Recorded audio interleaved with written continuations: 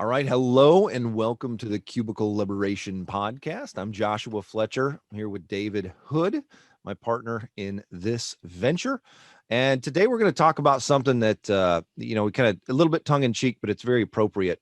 Are you hijacked in the Matrix? Getting my grammar right as far as how we have it on the note that's displayed if you're watching the video. But, I think a lot of us have kind of a common impression of the Matrix, and it was a cool movie, and they have neat special effects, and it makes you feel like maybe you're way more powerful than you actually are. We're gonna kind of maybe take that apart a little bit, but it's a concept that I became much more aware of fairly recently, I would say within the last year or two, but very much so in 2020. Right. In 2020, I began looking at things. I began to become more aware of how poorly I operate and feel when I'm in cities and when I'm surrounded by a bunch of media and when I've got a bunch of screens on. If I go out to a sports bar or something like that, and there's screens all over the place, like, however much I want to be tuned in and like listening to one of my daughters ask a question or having a conversation with my wife or a friend that I'm there with or whatever, it's just, there's some flashing light over here and there's all these different things. Right. So in normal life, I say normal life, in the life that most Westerners lead, we are constantly being given a signal, lots of different signals that our mind is largely, like, one of the primary things our mind does is filter things out. And the more of these things that you've got that are bombarding you at any given time, the harder that filter has to work, and it's still going to get overrun a lot. And so when that's happening, right, when you're getting bombarded by all of these different things, it's very difficult to use your mind in a different way to think properly. And so to kind of, I don't know, David, you want to talk about anything there, and then I'm going to kind of go into Yeah, I think that fasting and some of the things that I want to. I think it's a really great analogy because it's kind of like you are being hijacked, and some of it is kind of natural. Like your parents should be able to hijack you to some degree, right? When you're a kid, to get you to not touch the stove or whatever. Yeah. But I think, and especially in our society, it's getting worse and worse in terms of the amount of hijacking that's happening. A good example that I would like to give is, if you're trying to I'm trying to work, and if I have a bunch of different things and ways for people to notify me, and anybody can come and get in contact with me at any time, then that kind of hijacks my time. But what I think also what Fletch talks about is like an advertisement. They're literally trying to hijack your feelings. They're trying to get you to want something more. So you walk down like the street in like the downtown of a city, and there's all these flashing things that are happening. This is something that is important, I think, to recognize and work to fight proactively. Another analogy that he gives that I really, I've noticed a lot is like when I go to a restaurant. Well, before when there were restaurants before COVID, the TVs that they would put everywhere, even at like a family restaurant, like there'd be something on the TV, and I wanted to talk to my wife or my kids. It was something I wasn't even interested in. I didn't even like, but the flashing lights, it hijacks. Our brains are designed to really be attracted to movement, and it looks like movement to us. Yep. And they know that, and that's part of why they put it there. So what can you do to fight that? And, I think the answer is the vast majority of us are hijacked in the Matrix, at least to some degree. And so you can become more productive, more effective, happier, healthier by getting rid of some of these pieces from your life, or at least filtering them before your brain has to filter them. Yeah. And so, like kind of the first step is to become aware of something, right? It's like, yeah, I do notice that if there's a bunch of screens around me, I have a harder time concentrating and being really present with the person I'm with and having a conversation with them, right?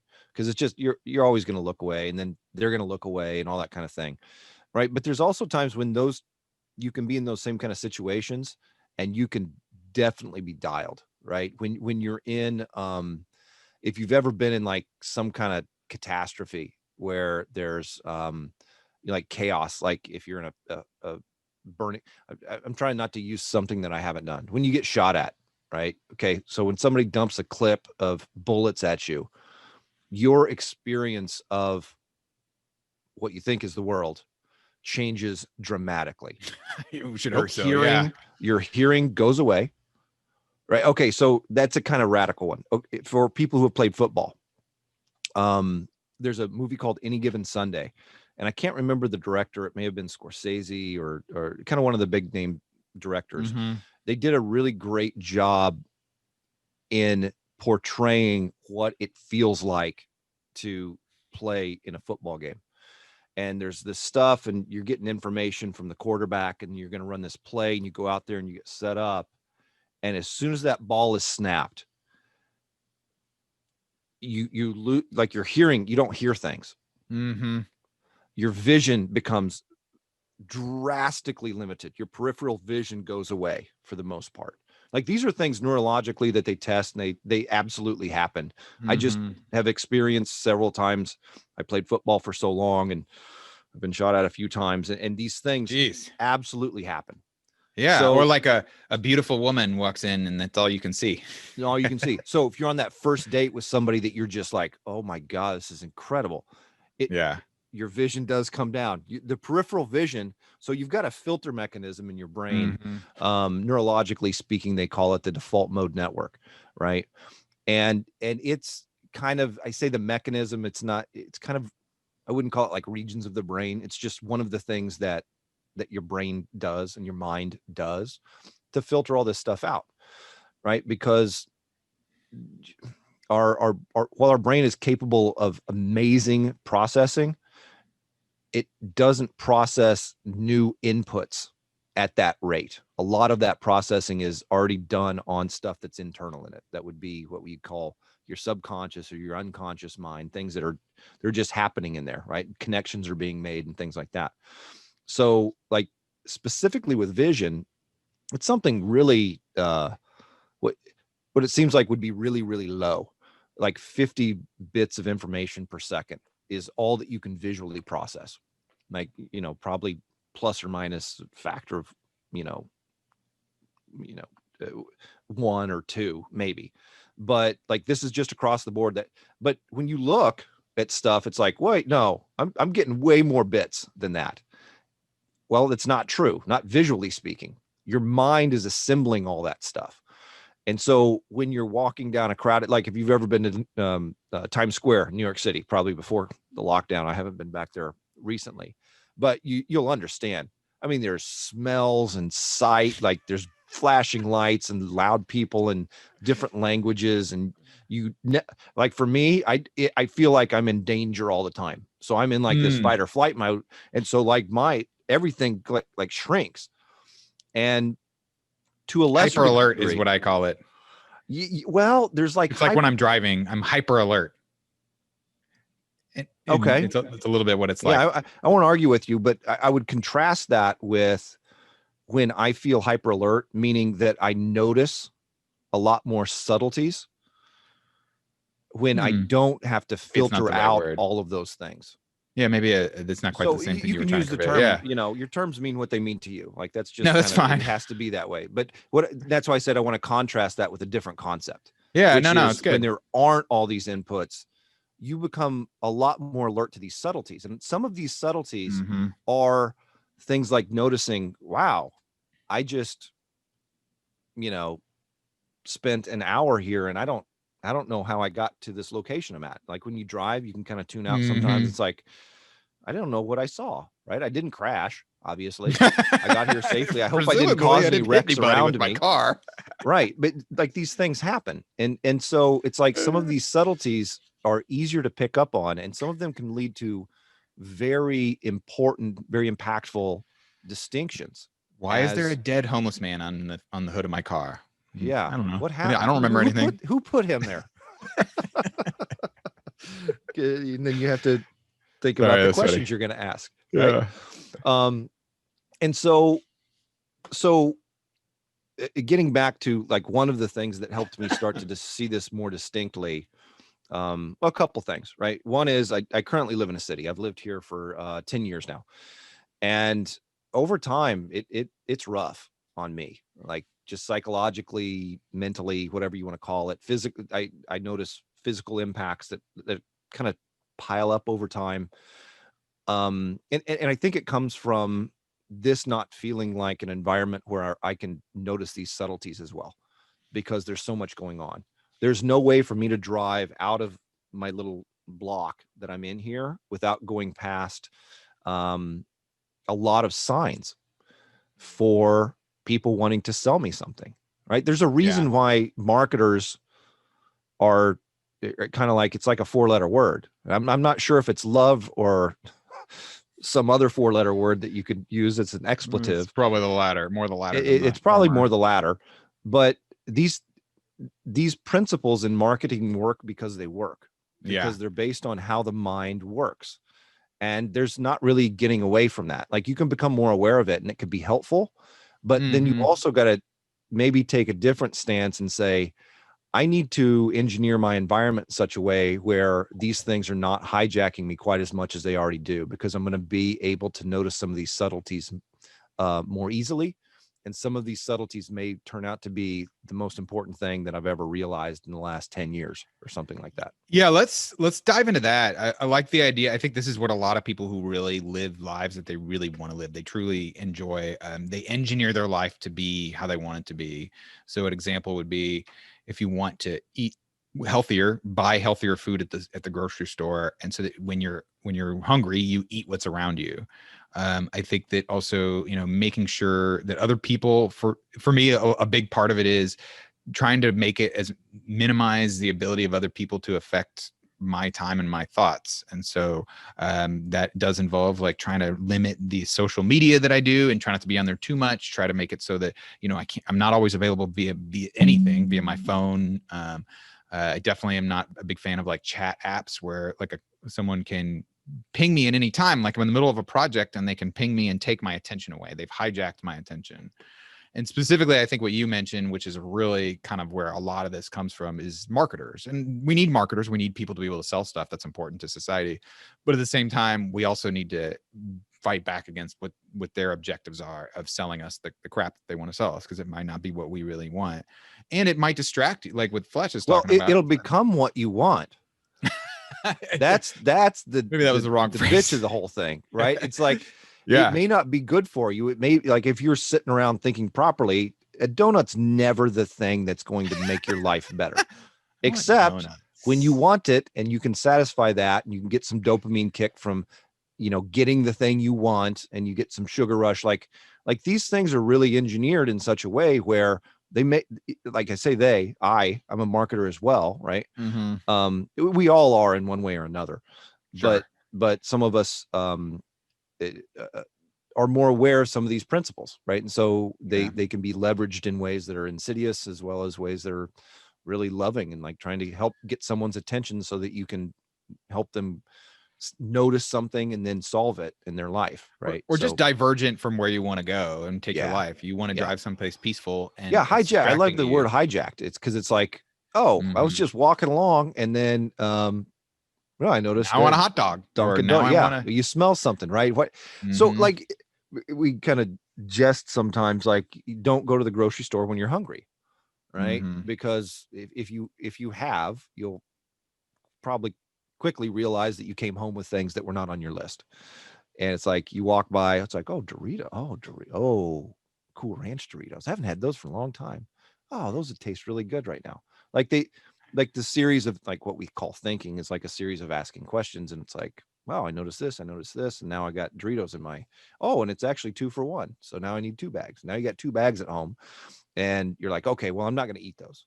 Well, every time you open the cabinet, you see them, you have to go through that whole thing again. Right? Yep.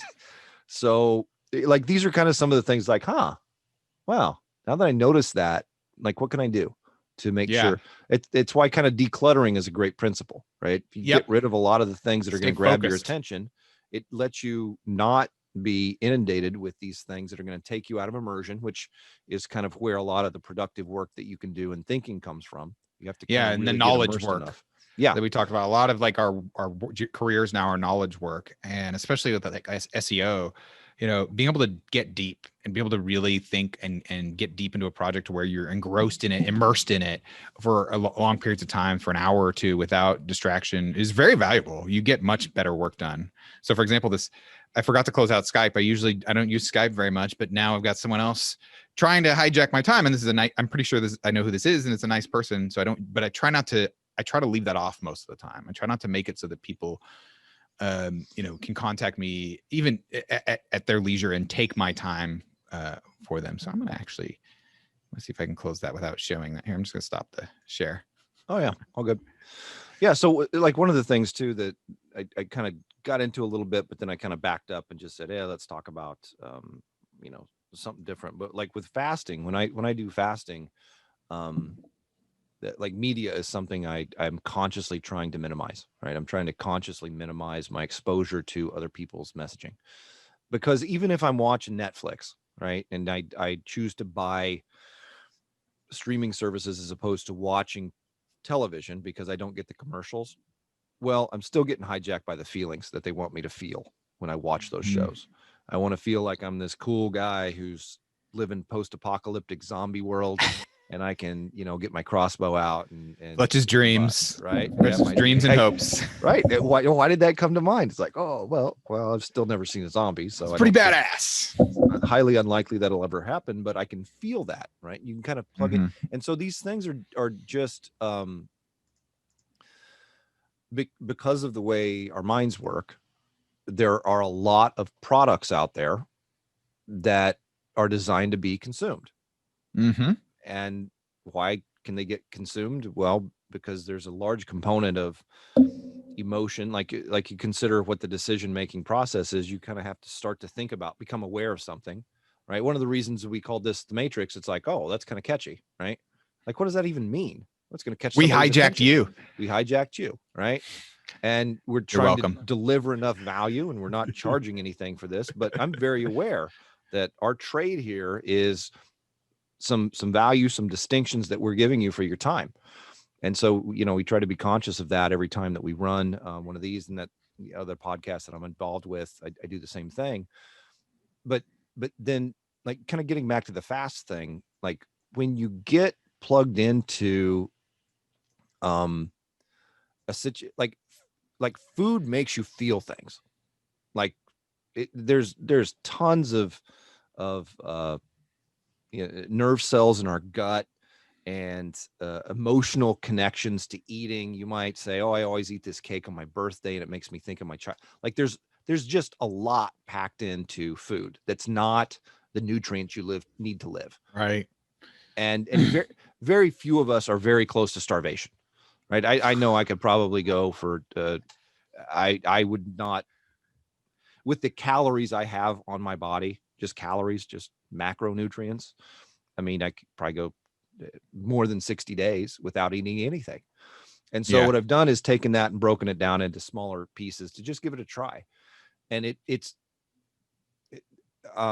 I'm not yet able to communicate it. David and I kind of talked about this, how different it is after about 3 days of only drinking water at like what you notice, because you're not like, oh man, I'm kind of frustrated, let me go get a beer.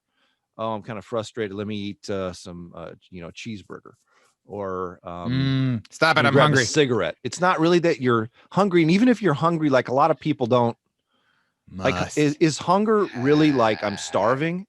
Like we'll say I'm starving, right? We'll say I'm hungry. We'll get some sensations like, oh man, you're not starving. You're not starving. But it's this little thing that gets triggered, and it fires this little concept in our mind that says I need to eat, right? And that's what I want to eat. Now, if I can get that thing I want, I get some dopamine, right? I get some pleasure in my life, in my experience. And so when you kind of are able to make a decision to say, I'm going to see what it's like when I'm not dissipating that tension in that way. I'm going to see what I can do, what that feels like. And what I've found is that once you kind of get past the point where it's like, oh, this is kind of uncomfortable, like the hunger kind of goes away, and you realize, well, I'm not going to let myself watch a TV show or eat some food to dissipate this tension I currently feel. my experience is that my productivity on important things that are not just wastes of time and wastes of money is drastically different. Yep. It's not hard either. It's like, well, okay, I'm not eating or putting the TV on. So, What and else am I going to do? I don't want to feel better right now. So, all right, let's get the Legos out and build a new set of Legos. Yeah. Or let's let solve a me business clean up problem. the shed. Let me solve a business problem. Let me Mhm. understand more properly how to write a sales letter. Mhm. And you get into it and it's just like, oh man, Get deep. I got when you the can same focus. kick. Yeah. I got the same kick from it emotionally. So my experience was just as good, except I was actually working on important things versus some stuff that really just dissipates that tension really quickly. That tension's probably a decent word to use there, right? You want to close that gap, and that's what let you feel good, right? Progress lets you feel good. And so it can feel like it's progress to eat a cheeseburger. Well, no, you just kind of close that tension gap. And Stop that saying feels cheeseburger. good. How dare you? And now everybody's like, oh, let me get some DoorDash in here. Yeah. Right. No, So one of the reasons I'm talking about this is I'm currently on one of these fasts. So it's on his mind. yeah, I do intermittent it can fasting. be, I eat in like basically an 8 hour window every day. Yeah, like time restricted. I find feeding. that it helps with focus for me and energy levels. And if you think about how we ate 50,000 years ago, we didn't have food all the time. We would go days without food. So it's natural that maybe there's some good processes that are kicked off by that.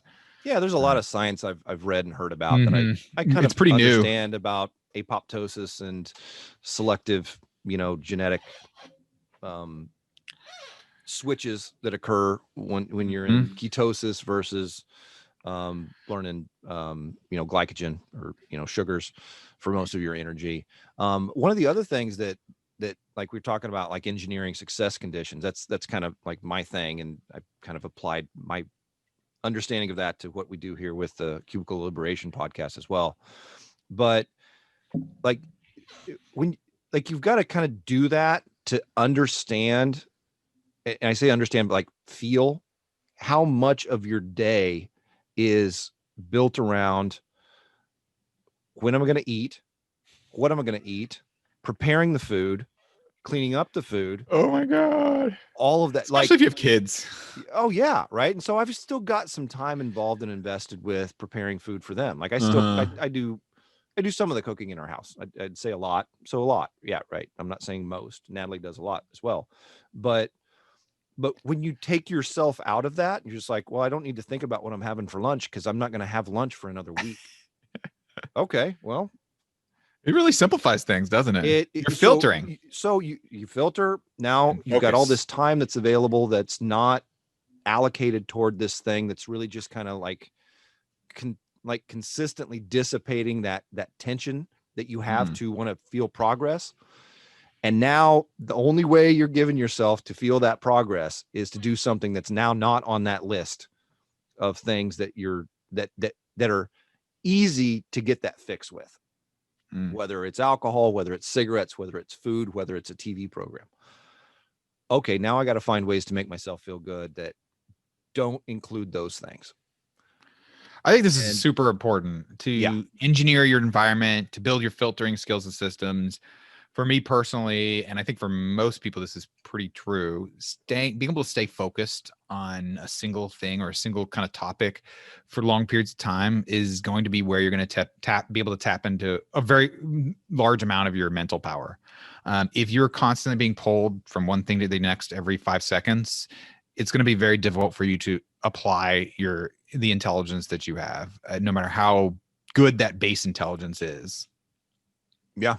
Yeah, it's been my experience, right? And I obviously didn't just, create it. I mean, it's in every historical religious text on the planet. It talks about fasting and spending time, in the desert alone and all these types of things. Like it's one of the few things that I know of that are in common between pretty much all major world religions, right? So it's been around for thousands, if not tens of thousands. The science is supporting it now. And the scientists have now started saying, well, okay, if we can measure it, maybe we can optimize it, right? Maybe we could put it in a pill. Like there's people who are trying to create fasting mimicking pills that do the same thing. And so it's just like, Well, but it's kind of missing I from my agree. perspective, it's missing the point, right? It's taking the Sort small of, little yeah. sliver that is chemical and saying we can give this to you in a pill and you're going to get the benefit from it. I think that's much more narrow than the full benefit of going through the decision and the act of elimination. Mhm. Yeah. And it's kind of what it's talking about. Like elimination is getting stuff out of your life that is holding you back from success. Like these are all kind of in one way little parasites that No, they are that on pull your us. time, your energy, your focus, your abilities, your Yeah, skills. and They're it's all not that. In my experience, again, I try to speak from that, but I kind of get a little less esoteric and talk about things from a 50,000 foot level. But my experience with that is that you really start to realize how simple it is to live well. It's like, wait, okay, I've got some relationships here, and I'm not going to starve to death. I'm not going to thirst to death. I'm not going to freeze to death or get too hot. And I'm pretty darn happy. Like all these other things, big house, big car, fancy yacht, big vacations, like, okay, but I'm really I'm way happier when I'm not constantly thinking about 100 different things that I don't currently have that I want. Mhm. It's like, okay, well, I'm not going to work at getting a yacht right now. I'm not going to go look at boats for sale. I'm not going to go to the grocery store to figure out some convoluted meal that I can make or a bag of chips. I'm not going to flip on the television, right? What I'm going to do is to get a little more dialed into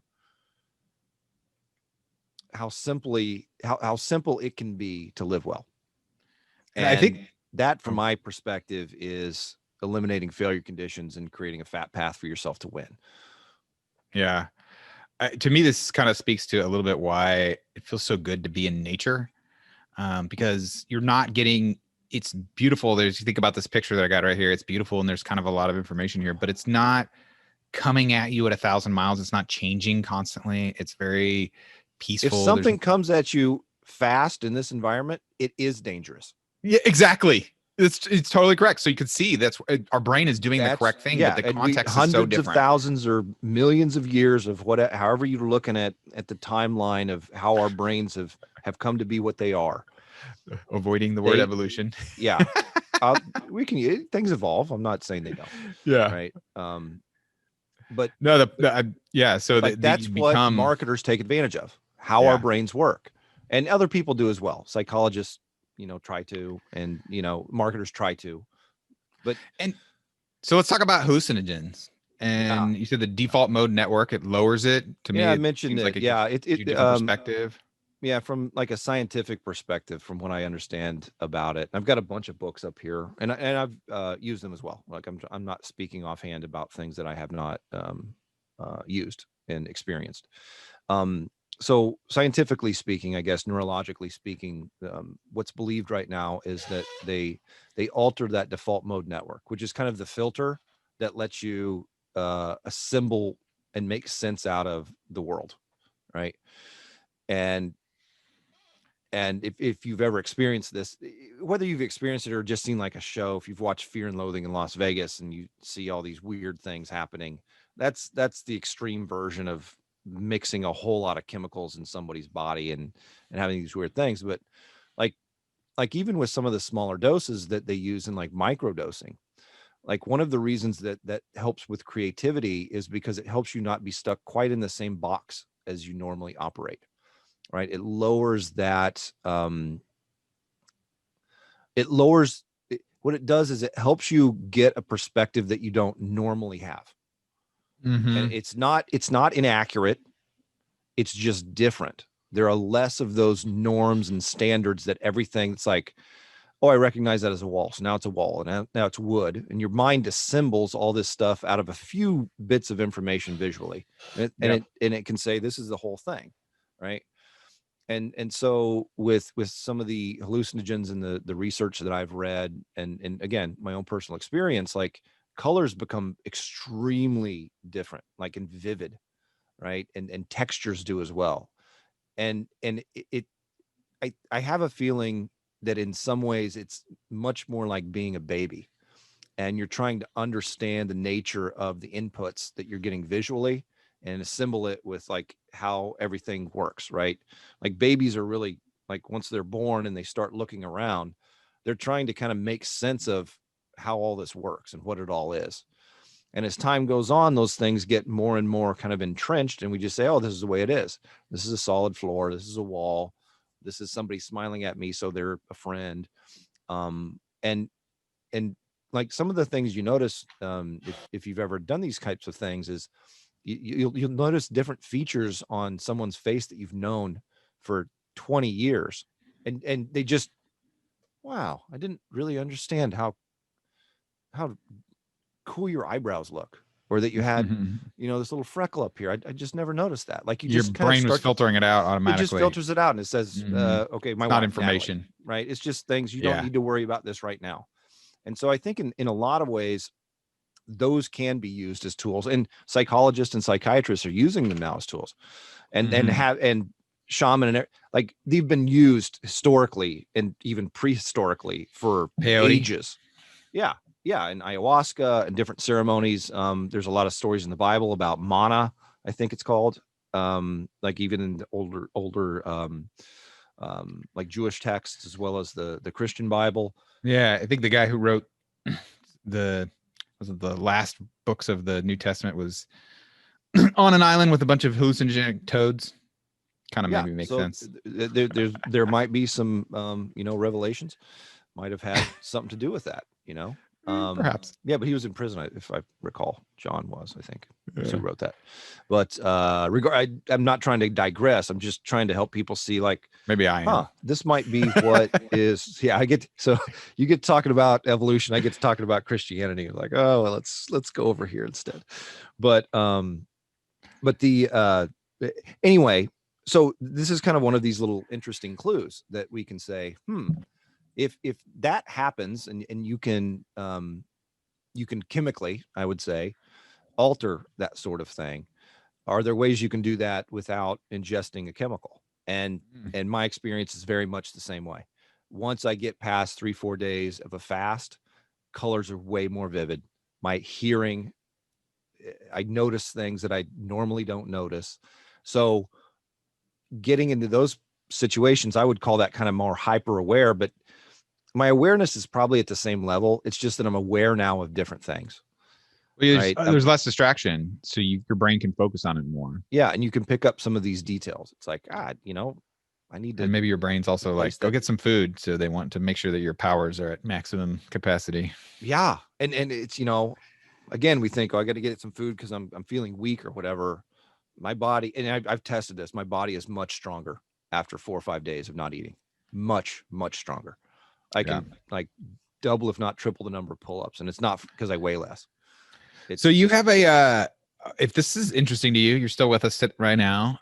Fletch is very close to releasing a product. I think it'll be out Q1 of 2021. And it's going to be called the Internet Marketer Survival Guide. Why don't you tell us a little bit more about that?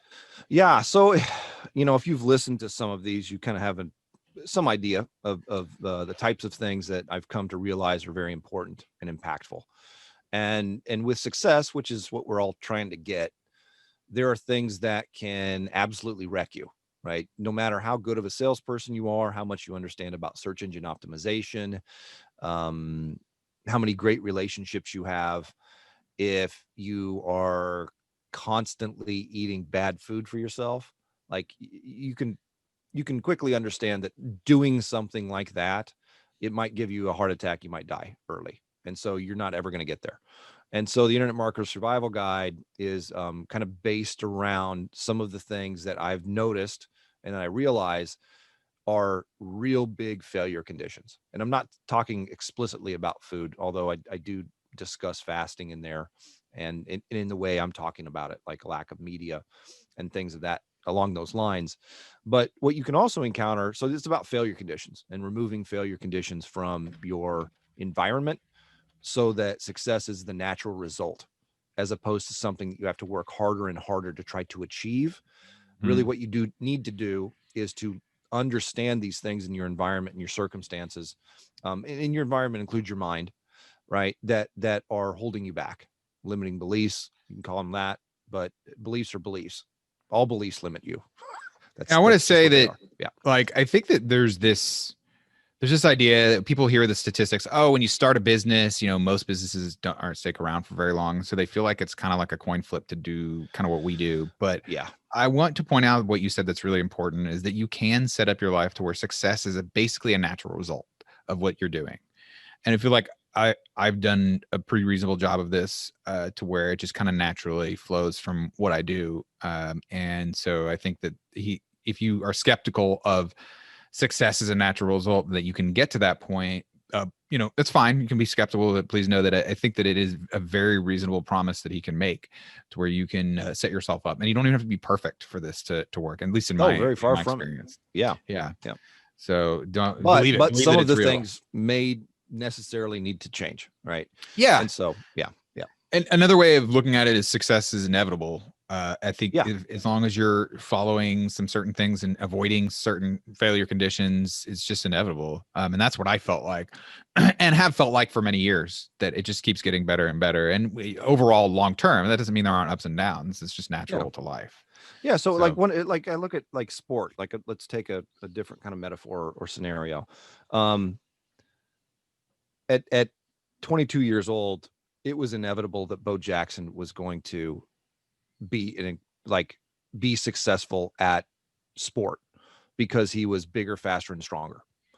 Like he had the conditions in place in his own life to be able to be incredibly dominant at both football and baseball. Right, got taken out by an injury, but had done well enough. Herschel Walker, like some of these other people, they're just like, oh my gosh, right? Mm-hmm. We watch things like The Last Dance with like Jordan and like how hard he worked and all these kinds of things. So it feels like, well, I've got to do all of this hard work to get there, but it's also missing something because that work that Jordan put in was what he needed to be able to play at the level he did, to have the game flow, right? Yeah. And his abilities were were the natural result. His ability to score and pass and of his lead work teams, they were a natural result of the work that he did. And so he did the work necessary for him to be at the level he wanted to perform. And he did the work because he created and he engineered his environment and the way that made him do that work, to where I don't think he probably didn't think of it as work so much as he thought of it as this is what needs to get done, and he just do it. And he probably got a great amount of satisfaction from it. Yeah. And so, the kind of success is a natural result of your, what you've got put together. I would just say the level you're at right now is a natural result of what you've got put together. Right. And there's going to be contradictions cooked in there. There's going to be some beliefs that are not really set at the right level. There's probably some things that you do need to learn or understand more properly. There's some things that you do need to try to dissolve and get out of your mind. And your level of experience of life, right? Call it success, but your experience of life is going to be a result of these factors, plus a little luck and timing and some different things that happen, but they happen to us all in different ways and at different times. And so you just continue to, and so you can also improve those chances by putting yourself like, if you're great at speaking to people and helping them see things that you can help deliver, but you only talk to one or two people, a month, it's going to be very difficult for you to have a large impact on a lot of people. Whereas if you did that same sort of talking in a media that's online and you got it in front of people who are looking for a result, well, now you've increased your odds by having a different factor in place that was not there previously, right? And so this is kind of about engineering success conditions so that success is the inevitable result, right? Is the natural result without effort, in the same way that you might be thinking it's going to be really hard to do this, or like I love what David said, it's a coin flip. It's not really. It might be a coin flip as to whether or not you've already got it in place if you don't understand these things. But even that's not a coin flip.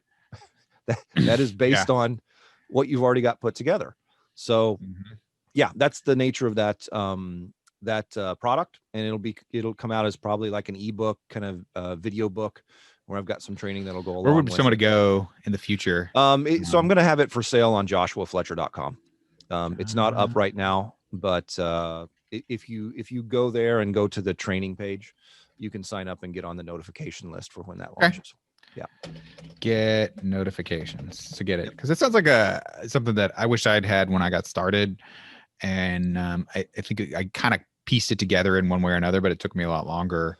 But once I kind of figured it out, I realized, my success is inevitable, and as long as I don't like get hit by a truck or something. Yeah, so that's why we don't walk down the middle of the street backwards.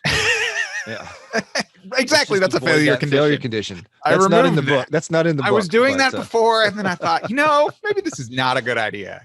Getting hit by a car does not sound like fun. Yeah. Maybe I shouldn't walk down the middle of the street. Yeah, that's funny. So check it out, because I think that sounds like something that it's gonna give you a really outsized benefit, because I think that you're going back to the hijacking thing. If you can reduce this significantly, it doesn't have to be perfect, but if you can reduce it a good bit, you're going to notice your ability to do things, to get things done, to be happier, to notice what's really important in your life is going to go up substantially. Because all these other places, all these other people are taking the importance from you, the decision of what's important from you, and hijacking your time, your energy, your brain. And that's, again, there's some amount that's natural and fine, but we definitely have way too much of it in our society right now. Yeah, it's tough to compete with people who are more trained at getting your attention than you are at keeping your attention. That's a good way to put it. Yeah. So the good news is, though, that you have home court advantage on that front. So ultimately, you should be able to take away a lot of those effects. So yeah, and there's no telling how little you need to take away before your success astronomically improves, right? Yeah, may only be a few things. It may be, there's actually a lot more here that I didn't realize. I had a lot when I got started in my business. I had a lot that I had to break down. And well, here's what I will say: I still have a lot, and I've gotten rid of a lot. So and I've accumulated a lot, right? So it is a work in progress, always obviously. A work in progress. That's the joy of life. It is. Well, that's what good emotions come from, progress. Yeah. So I don't want to lose the good emotions from progressing toward good things. So yeah. I don't have any more on this. I think we covered pretty. Yeah, this was fun. We wanted to kind of keep this one, to the point. Certainly talked about some things I think were very valuable and not really talked about in a way that you can do much with, right? You watch The Matrix and it's like, well, that was cool, but how can I actually apply this sort of thing to my life and make something better with it?